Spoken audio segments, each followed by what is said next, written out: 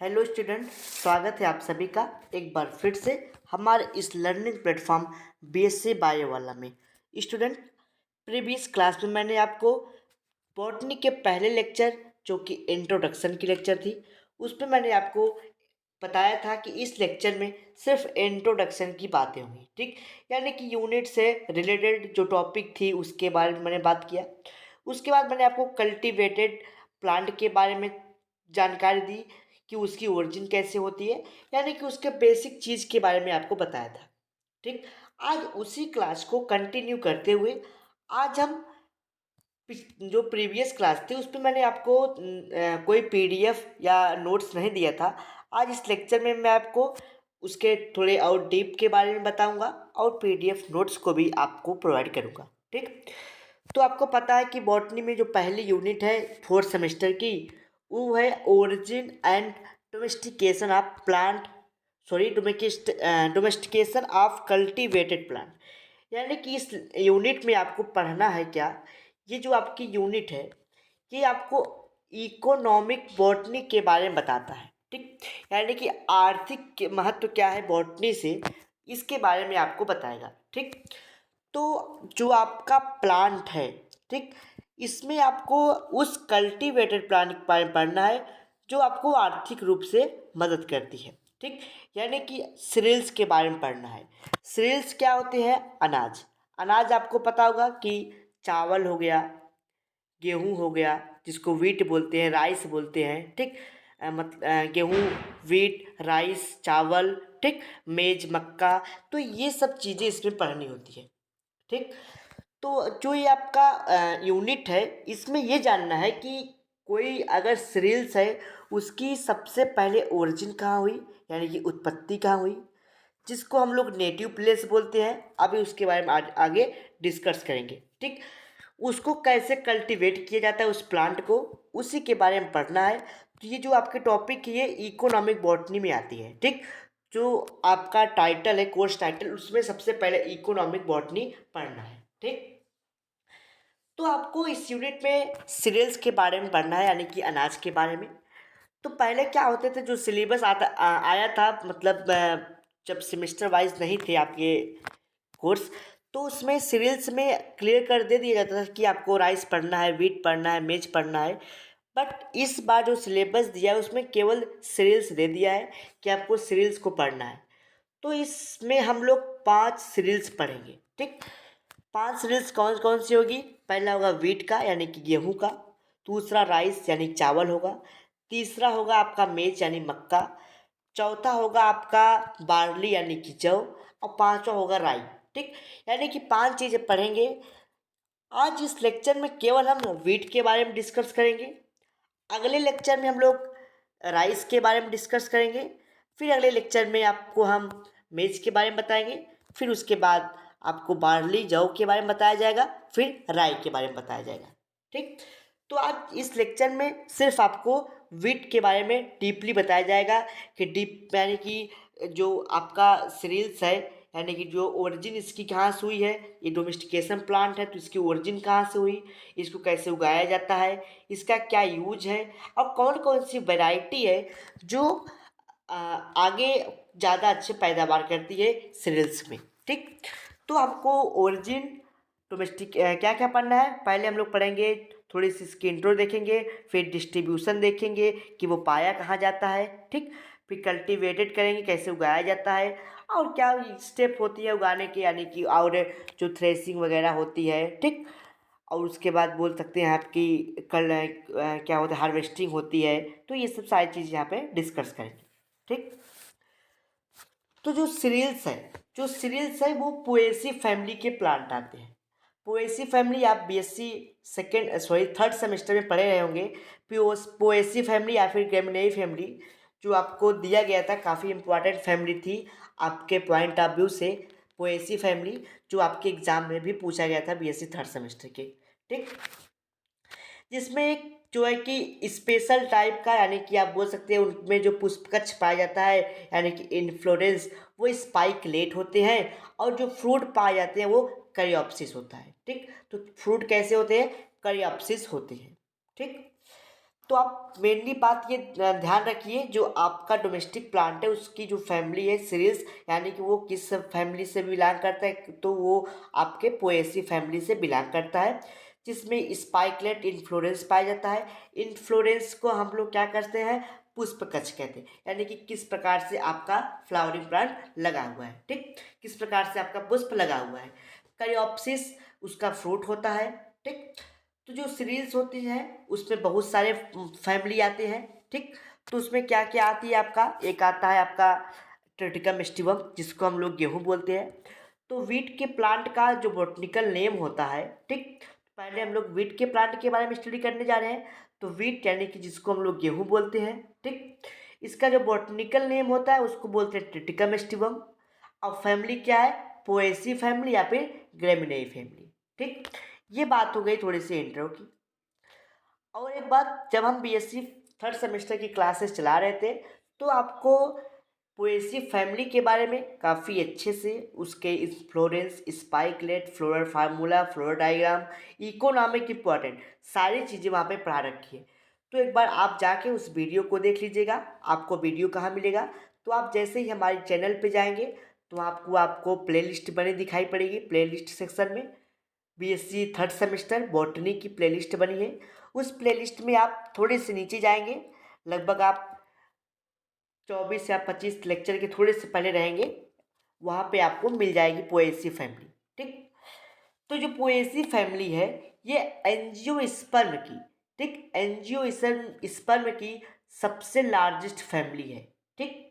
सबसे largest family angiosperm की क्या है, तो एंजियोस्पर्म की सबसे लार्जेस्ट फैमिली आपकी क्या है, पोएसी फैमिली, ठीक। और अगर मोनोकाटिलिडन देखा जाए, मोनोकाटिलिडन क्या होता है, डाइकाटिलिडन क्या होता है, इस चीज़ को मैंने बीएससी थर्ड सेमेस्टर में काफ़ी अच्छे से समझाया था, ठीक, कि मोनोकाटिलिडन क्या होता है, डाइकाटिलिडन क्या होता है, मोनोडल्फस क्या होता है, डाइडल्फस क्या होता है, सारे टर्मिनोलॉजी मैंने आपको बीएससी थर्ड सेमेस्टर में क्लियर बता दिया था, ठीक। तो जो आपका पोएसी फैमिली है ये जो है कि एंजियोस्पर्म की सबसे सेकेंड लार्जेस्ट फैमिली है, ठीक। और सब फर्स्ट लार्जेस्ट फैमिली कौन सी है, तो है वो मोनोकाटिलिडन, ठीक। और जो आपका ये एंजियोस्पर्म है, ठीक, यानी कि जो आपका पोएसी फैमिली है, इसमें आपके 600 यानी कि 600 जेनरा और 10,000 यानी कि 10,000 स्पीसीज आती हैं, ठीक। पोएसी फैमिली को हम लोग ग्रॉस फैमिली भी बोलते हैं, ठीक, क्या बोलते हैं, ग्रास फैमिली के नाम से भी बोला जाता है पोएसी फैमिली को। तो अब हम समझते हैं कि जो आपका वीट है, वीट प्लांट यानी कि गेहूं का जो प्लांट है वो कहाँ कहाँ पाया जाता है, और सबसे पहले वीट का प्लांट कहाँ ग्रो कराया गया था, यानी कि सबसे पहले वीट का प्लांट कहाँ देखा गया था, ठीक। तो पहली बात होती है कि जो चीज़ जहाँ से उत्पन्न होती है उसको हम लोग नेटिव प्लेस बोलते हैं। नेटिव प्लेस का मतलब ये हुआ कि जैसे कोई व्यक्ति है, ठीक, व्यक्ति है, उसका जन्म सपोज करिए कि इंडिया में हुआ है, ठीक, इंडिया में हुआ है, वो अमेरिका में जा कर के रह रहा है, वहाँ का नेशनलिटी यानी कि वहाँ का वो भी क्या बोलते हैं उसको, राष्ट्रीयता भी मिल गई उसको, ठीक, वहाँ के उनको नागरिकता मिल गई है, वहाँ पे जा कर के वो रह रहे हैं, और क्या कहते हैं उसको, वहाँ पे उनको नागरिकता भी मिल गई। तो अगर उनसे उनका नेटिव प्लेस पूछा जाए कि यानी कि आपकी जन्मस्थली कहाँ है, तो बोलेंगे इंडिया। रह रहे हैं कहाँ पे, अमेरिका, लेकिन नेटिव प्लेस कहाँ है, इंडिया। क्यों, क्योंकि उनका जन्म वहाँ इंडिया में हुआ था, इसलिए तो उनका नेटिव प्लेस क्या होगा, इंडिया हुआ, ठीक। उसी प्रकार जो आपका वीट का प्लांट है वो सबसे पहले साउथ ईस्ट एशिया में हुआ था। कहाँ हुआ था, साउथ ईस्ट एशिया में। तो इसका नेटिव प्लेस क्या हुआ, तो आप बोलेंगे south east Asia. Wheat plant का नेटिव प्लेस क्या हुआ, साउथ वेस्ट एशिया, ठीक। जैसे मैंने आपको एग्जांपल दिया था ठीक उसी प्रकार से। और साउथ वेस्ट एशिया सबका सबसे मतलब इसका पहला क्या था, वो ओरिजिन थी, सबसे पहले ओरिजिन इसकी वहाँ पे हुई। उसके बाद ये बहुत सारे कंट्री जैसे आपके America, India, Pakistan, Nepal, Argentina, Italy, Bhutan आदि जगहों पे, ठीक, डिफरेंट प्लेसेस पे ये ग्रो जो है कि ग्रो होने लगा। ठीक, यानी कि सबसे पहले साउथ वेस्ट एशिया में हुआ, फिर उसके बाद अलग कंट्री जैसे आपके अमेरिका, इंडिया, पाकिस्तान, नेपाल ये है, उसमें भी आपके वीट का प्लांट ग्रो होने लगा। ठीक, तो इसी बात को आइए हम लोग एक बार लैंग्वेज के माध्यम से समझते हैं। The native place of wheat plant, wheat plant का जो नेटिव प्लेस है वो क्या है, south west Asia. Native place के बारे में आप लोग समझ गए होंगे। And grow in many countries, और भी कंट्रियों में इसको ग्रो कराई जाती है, और भी देशों में, जैसे यूएसए यानी कि united state of America, India, Pakistan, Nepal, Argentina, Italy, ठीक, एक्सेट्रा, यानी कि आदि जगहों पे इसको उगाया जाता है। The wheat plant is mainly cultivated in temperate region, जो आपका वीट का प्लांट होता है, गेहूं का जो पौधा होता है, उसको टेम्परेट रीजन पे उगाया जाता है। ठीक, अब बात करते हैं कि इंडिया में ऐसी कौन कौन से प्लेस है जहाँ पे वीट के प्लांट ग्रो कराए जाते हैं। तो इंडिया में आपका यूपी, एमपी, बिहार, पंजाब, महाराष्ट्र, दिल्ली, राजस्थान, ये सब जो जगह है, और भी जगह है जहाँ पे आपके वीट प्लांट को ग्रो कराया जाता है। ठीक, अब बात करते हैं कि कौन कौन सी ऐसी स्पीसीज है, ठीक, जो इंडिया में उगाई जाती है, यानी कि जो ट्रिटिकम स्टिवम है, ये तो है ही एक फैमिली, फिर भी और कौन कौन सी स्पीसीज है, ठीक, जो और अच्छे पैदावार करती है, जो इंडिया में ग्रो कराई जाती है। ठीक, तो in India wheat plant are grown in UP, MP, Bihar, Punjab, Maharashtra, Delhi, Rajasthan, etc। ठीक, the important species of wheat plant which are grown in India are given as below. तो पहला है आपका ट्रिटिकम स्टिवम, जो काफ़ी अच्छी स्पीसीज है जो वीट प्लांट की। दूसरा है आपका ट्रिटिकम ड्यूरम, ये भी काफ़ी अच्छी स्पीसीज है। तीसरा है आपका ट्रिटिकम डाइकोकम। ठीक, तो ये जो तीनों स्पीसीज हैं, ये तीनों स्पीसीज आपको वीट प्लांट के लिए काफ़ी अच्छी स्पीसीज मानी जाती है। अब इसको कैसे उगाया जाता है आपके वीट प्लांट को।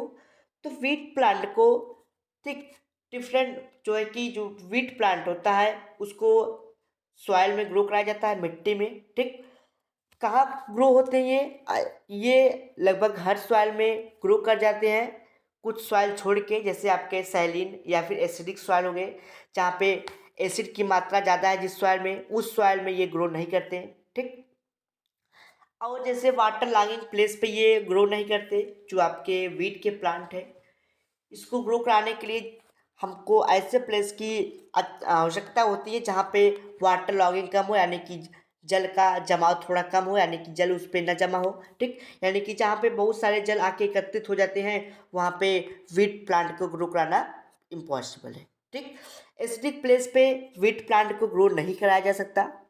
तो ऐसे कौन कौन से प्लेस है जहाँ पे इंडिया में जहाँ पे ग्रो कराए जाते हैं वीट प्लांट, तो वो है on the basis of nature, पर्यावरण के बेस पे। ठीक, पर्यावरण के यानी कि सॉइल में किस प्रकार से, पर्यावरण में किस प्रकार का सॉइल है, उसके आधार पे बहुत सारे प्लेस हैं इंडिया में जहाँ पे वीट प्लांट ग्रो कराए जाते हैं। तो जैसे आपको 5 प्लेस के बारे में बता देते हैं। ठीक, तो कैंगनेटिक एलुवियल सॉइल है जो यूपी और बिहार में पाई जाती है। ये जो आपकी सॉइल दिखती है यूपी और बिहार में, ये गैंगेटिक एलुवियल सॉइल है, जहाँ पे काफ़ी अच्छे मात्रा में आपके वीट प्लांट को ग्रो कराया जाता है। दूसरा है आपका इंड्यूस एलुवियल सॉइल, जो कि पंजाब में पाया जाता है, यानी कि इस प्रकार की मिट्टी पंजाब की होती है। ठीक, जहाँ पे काफ़ी अच्छे मात्रा में वीट प्लांट को ग्रो कराया जाता है। अगला आपका black soil, black soil region of central and south part of India, ये इंडिया का मध्य भाग, सॉरी कि हाँ, बीच के भाग में, ठीक, और साउथ पार्ट में ये पाई जाती है इस प्रकार की सॉइल। ठीक, यानी कि साउथ के पार्ट में। चौथा है आपका हिली रीजन, यानी कि पहाड़ों पे जो सॉइल्स होती हैं जैसे हिमालयस पे, तो इस प्रकार के सॉइल पे भी इसको उगाया जाता है। और पांचवा है आपका डिजर्ट सॉइल, जो कि राजस्थान में पाई जाती है, यानी कि ये थोड़े हीट सॉइल होती हैं, इनकी मिट्टी थोड़ी गर्म होती है, तो वहाँ पर भी अलग ढंग से वीट प्लांट को ग्रो कराया जाता है। ठीक, अब बात करते हैं कि जो आपका वीट प्लांट है, ठीक, ये क्रॉप है, एक फसल है। तो फसलें कितने प्रकार की होती हैं ये आपको पहले समझना चाहिए। ठीक, तो फसलें तीन प्रकार की होती हैं। पहली होती है कि खरीफ फसल, खरीफ क्रॉप, दूसरा होता है रबी और तीसरा होता है जायज। ये तीन ऐसे मतलब सीजन होते हैं, ठीक, जो आपके प्लांट को यानी कि सेल्स को ग्रो कराने के लिए एक अलग अलग यानी कि मंथ को डिवाइड किया गया है अलग अलग जो है कि क्रॉप में। ठीक, यानी कि जैसे आपका खरीफ का जो फसल होती है वो बारिश में ग्रो कराया जाता है यानी कि जब आपका रेन होता है। ठीक, और जो रबी की क्रॉप है यानी कि ये ठंडी में ग्रो कराए जाते हैं इन सब फसलों को, तो उसको रबी क्रॉप बोलते हैं। और जायद की क्रॉप जो आजकल के महीने यानी कि मई जून जुलाई में जो ग्रो कराए जाते हैं उनको हम लोग जायद की क्रॉप बोलते हैं। तो हम बात कर रहे हैं यहाँ पे क्रॉप यानी कि वीट प्लांट की। तो वीट प्लांट जो है आपका वो रबी क्रॉप है। क्या है वो? रबी क्रॉप है।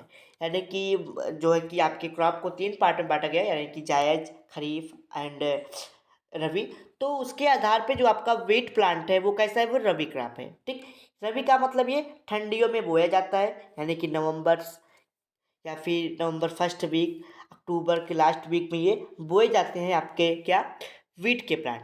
ठीक, तो जो ये होते हैं वीट के प्लांट, ये क्या है? रबी के क्रॉप है। ये नवंबर अक्टूबर या फिर नवंबर में बोए जाते हैं, जिसको उगाने के लिए हमको 3 से 4 बार सिंचाई करनी पड़ती है। मेनली तो 3 बार किया जाता है। ठीक, और लगभग इसमें 2 बार या फिर 3 बार लोग मेन्यूरिंग करते हैं। मेन्यूरिंग का मतलब होगा कि जो है कि खाद वगैरह देना। ठीक, यहाँ पे एन रहेगा, MURING, मैन्यूरिंग। ठीक, it becomes ready for harvesting in April March. और ये जो है कि फरवरी जैसे आपका बीतता है, ठीक, मार्च के में या फिर अप्रैल में ये आपका तैयार हो जाता है जो आपका ये रबी की क्रॉप यानी जो वीट की क्रॉप होती है। ठीक, तो इस लैंग्वेज में यही बताया गया है कि जो आपके रबी के क्रॉप यानी कि जो वीट का क्रॉप है ये अक्टूबर या नवंबर में बोए जाते हैं, जिसको अब 3 बार इरिगेशन की आवश्यकता पड़ती है यानी कि सिंचाई की आवश्यकता पड़ती है। 2 बार मैन्यूरिंग की आवश्यकता पड़ती है यानी कि उस पर खाद वगैरह देने की। ठीक, और उसके बाद ये अप्रैल या फिर मार्च के लास्ट वीक या अप्रैल के लास्ट मार्च के लास्ट वीक या अप्रैल तक ये तैयार हो जाते हैं, एकदम मेच्योर हो जाते हैं हार्वेस्टिंग के लिए। ठीक, हार्वेस्टिंग के मतलब कटाई के लिए तैयार हो जाते हैं।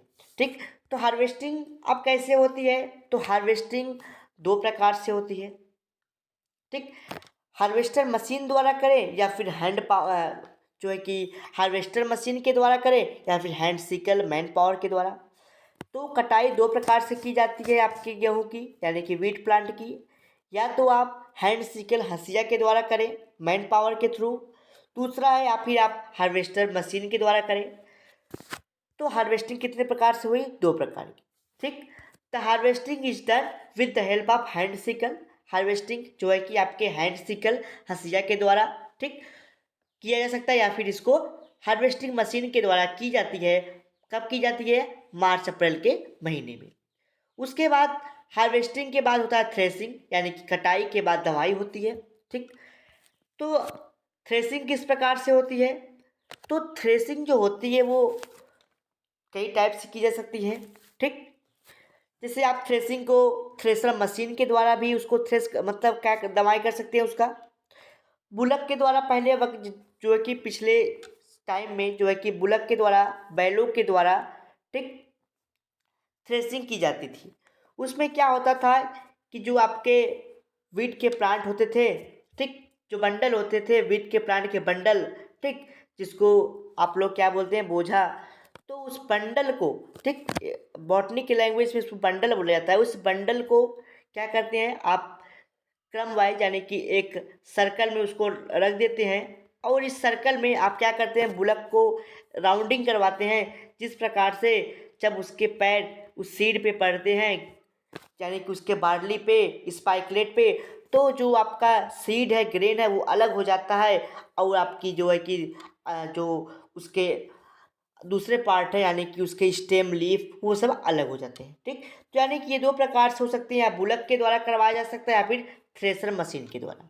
ठीक, तो यही बात यहाँ पर लिखी गई है कि it is done with the help of bullock व thresher machine during threshing process grain of wheat are separated from the spikelet. जब थ्रेसिंग होती है तो उसके स्पाइकलेट से जो व्हीट के ग्रेन्स होते हैं वो अलग हो जाते हैं। ठीक, आफ्टर थ्रेसिंग, थ्रेसिंग के बाद क्या होता है, आप उसके जो ग्रेन्स हैं, ठीक, व्हीट प्लांट के जो ग्रेन्स हैं उसको आप टाट बैग, ठीक, टाट बैग में या फिर डिफरेंट टाइप के कंटेनर में क्या कर देते हैं, स्टोर कर लेते हैं और एक सूटेबल प्लेस पे रख देते हैं। ठीक, टाट बैग यानी कि आप जो छोटे बड़े आपके रखने की जो थैलियाँ हैं उसमें आप रख देते हैं। ठीक, और क्या, कंटेनर यानी कि अगर आपके पास कोई बड़ा या छोटा जो भी हो कंटेनर, उसमें आप रख रख देते हैं एक सूटेबल प्लेस पे ताकि वो खराब ना हो। अब कटाई के बाद हार्वेस्टिंग हो गई, यानी कि थ्रेसिंग के बाद हार्वेस्टिंग हुई। हार्वेस्टिंग के बाद अब होता है कि मिलिंग। मिलिंग को आप बेसिकली पिसाई बोल सकते हैं।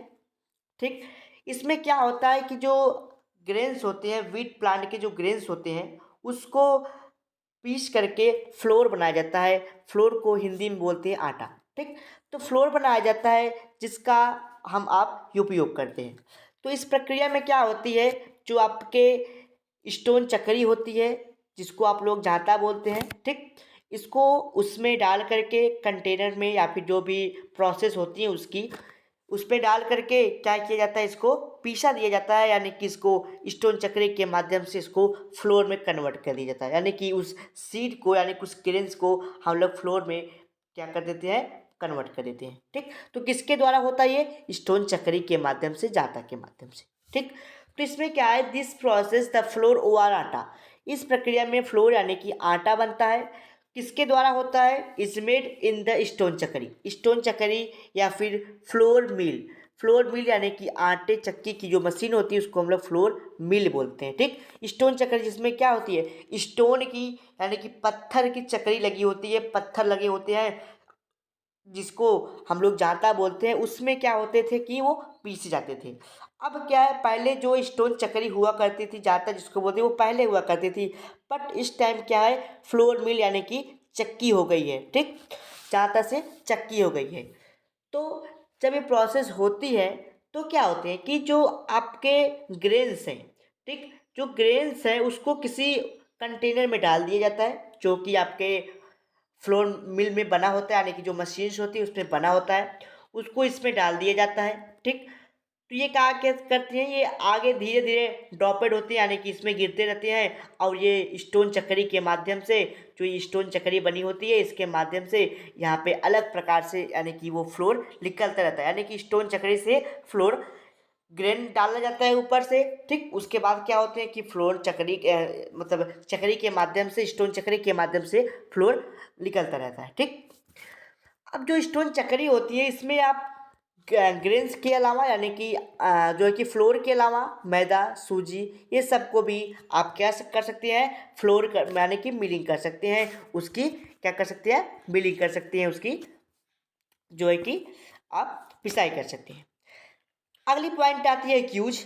अब व्हीट प्लांट का जो गेहूँ है, ठीक, उसका क्या यूज है, तो जब व्हीट प्लांट की मिलिंग हो जाती है, पिसाई हो जाती है, तब उसका उपयोग हम लोग चपाती यानी कि रोटी के रूप में, ब्रेड के रूप में करते हैं। इसका हम लोग ब्रेड या फिर पेस्ट्री बनाते हैं, पेस्ट्री। ठीक, इसका उपयोग बिस्किट या फिर नमकीन बनाने में किया जाता है। अब जो व्हीट प्लांट के स्टेम वाले पार्ट होते हैं, ठीक, उसका क्या होता है, स्ट्रा होता है, यानी कि उसका एनिमल के लिए फोडर बनाया जाता है, चारा बनाया जाता है। ठीक, और जो आपका व्हीट प्लांट के जो पार्ट होते हैं, स्टेम वगैरह, उससे क्या बनाया जाता है, बोर्ड भी बनाया जाता है। ठीक, तो इसके काफ़ी उपयोग हैं। तो आइए एक एक यूज को समझते हैं। तो फर्स्ट है, it is used in making chapati और ब्रेड, रोटी। ठीक, तो इसका हम लोग चपाती जिसको रोटी बोलते हैं उसके बनाने के लिए यूज किया जाता है फ्लोर का। दूसरा पॉइंट है, it is used in making bread and pastry.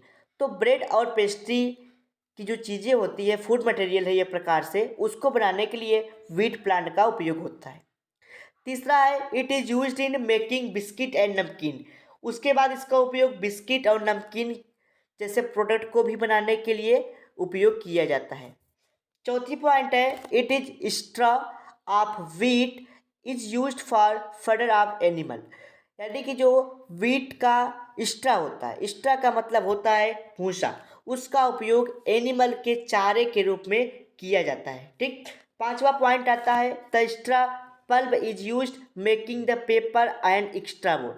जो उसके जो व्हीट प्लांट के जो एक्स्ट्रा पार्ट बचता है जिसको पल्प बोलते हैं, ठीक, कुनाई जिसको कहते हैं, उसका उपयोग क्या करते हैं, एक्स्ट्रा बोर्ड यानी कि दफ्ती बनाने में और पेपर बनाने में उपयोग किया जाता है। ठीक। उसके बाद बात करते हैं ऐसी कौन कौन सी वैरायटी है जो व्हीट प्लांट में ज़्यादा प्रोडक्शन का काम करती है। यानी कि ऐसी कौन सी वैरायटी है जो व्हीट प्लांट को ज़्यादा जो है कि मात्रा में प्रोडक्ट बनाने का काम करती है। ठीक। तो आपका एक इंस्टीट्यूट है, एक इंडियन एग्रीकल्चर रिसर्च इंस्टीट्यूट। ठीक। ये एक ऐसे इंस्टीट्यूट है जहाँ पे जो कि न्यू दिल्ली में है। ठीक। यहाँ पे जो है कि रिसर्च के माध्यम से कुछ ऐसी वैरायटियाँ बनाई गई है व्हीट प्लांट के जो ज़्यादा पैदावार करती हैं, ऐसे सीरियल्स बनाए गए हैं जो ज़्यादा पैदावार करती हैं। तो इन इंडिया जो कि इंडिया में है ये, ठीक, इंडियन एग्रीकल्चरल रिसर्च इंस्टीट्यूट जिसको हम लोग IARI बोलते हैं, ठीक, जो कहाँ पे है, न्यू दिल्ली में।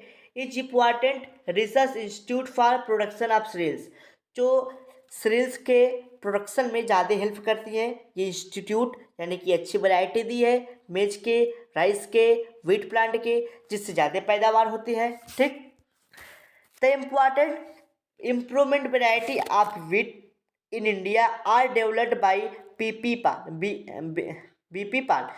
तो इस इंस्टीट्यूट में डॉक्टर BP पाल ने बहुत सारे वैरायटियाँ बनाई है, किसके साथ मिलकर के, डॉक्टर MS स्वामीनाथन। यानी कि doctor BP Pal and doctor MS Swaminathan आपस में मिल करके दो साइंटिस्ट थे। इन्होंने आपस में डिस्कशन करके एक बहुत सारी वैरायटी बनाई व्हीट प्लांट की जो आज इंडिया में ग्रो कराई जाती हैं, जिससे व्हीट प्लांट की यानी कि गेहूं की बहुत ज़्यादा अच्छे ढंग से पैदावार होती है। तो इंडिया में कौन कौन से हैं स्पीसीज यानी कि कौन कौन सी वैरायटी है जो आपके यहाँ उगाई जाती है जिससे काफ़ी अच्छे पैदावार होते हैं। तो बहुत सारी वैरायटी, आज हम कुछ वैरायटी के बारे में समझते हैं। तो जैसे आपका NP846 यानी कि NP846, ये भी एक अच्छी वैरायटी है व्हीट प्लांट की जो गेहूँ के ज़्यादा मात्रा में प्रोडक्शन करती है। ठीक। दूसरा है कल्याण सोना। कल्याण सोना भी एक अच्छी वैरायटी है व्हीट प्लांट की, ये सीड है जिससे बहुत अच्छी पैदावार होती है, किसकी, व्हीट की, ठीक, गेहूँ की। सोनालिका है, अगला है सुहारा है, ठीक, सुनहरा है 16 4 यानी कि 64। फिर PBW है 155। फिर अगला है हीरा, यहाँ पे RA रहेगा, हीरा HD 1941 यानी कि 1941 इसका पूरा नाम है। शॉर्ट नाम में क्या मतलब फुल नाम में हीरा, या फिर इसको HD 1941 बोलती हैं। और लास्ट है आपकी मोती जिसको हम लोग H4 या फिर 1994 बोलते हैं। इसको 1994 और इसको 1941 क्यों कहा, क्योंकि ये 1941 में इसकी खोज हुई थी और इसकी खोज 1949 में। इस प्रकार से इसका नाम H4 1949 हो गया और उसका 1941। ठीक। तो ये कुछ वेराइटियाँ थी जो आपको मैंने बताया, ठीक, व्हीट प्लांट की। तो कैसे होते हैं ओरिजिन और कैसे उसके होते हैं कल्टीवेशन, व्हीट प्लांट के सीरीज जिसको बोलते हैं, तो इसके बारे में मैंने आपको डिटेल से बताया। अगले लेक्चर में मैं आपको राइस कल्टीवेशन के बारे में बताऊंगा कि राइस को कैसे कल्टीवेट किया जाता है। ठीक। तो राइस का कल्टीवेशन कैसे किया जाता है उसको हम बताएंगे। ठीक। तो राइस को हम लोग जो है कि जब उस पर छिलके लगे होते हैं, ठीक, हस्क जिसको बोलते हैं, हस्क जब लगा होता है उसको धान बोलते हैं या फिर पैडी बोला जाता है। और जब हस्क निकल जाता है यानी कि उसके जो छिलके निकल जाते हैं तो उसको चावल या फिर राइस बोला जाता है। तो अगले लेक्चर में मैं आपको राइस के बारे में बताऊंगा। ठीक। अगर आपके कोई डाउट, कोई क्वेश्चन रह गए हों तो आप हमसे अपने डाउट क्वेश्चन को डिस्कस कर लीजिएगा, यानी कि आप हमारे व्हाट्सएप के माध्यम से आप अपने डाउट क्वेश्चन को पूछ सकते हैं, और या फिर आप कमेंट बॉक्स में भी अपने डाउट को कमेंट कर सकते हैं। ठीक। और यदि आप चैनल पे नए हो तो चैनल को सब्सक्राइब कर दीजिए, लाइक कर दीजिए, बेल आइकन दबा लीजिए। ठीक, मिलते हैं अगले लेक्चर में राइस के साथ, यानी कि चावल के बारे में बताएंगे आपको, पैडी के बारे में। ठीक।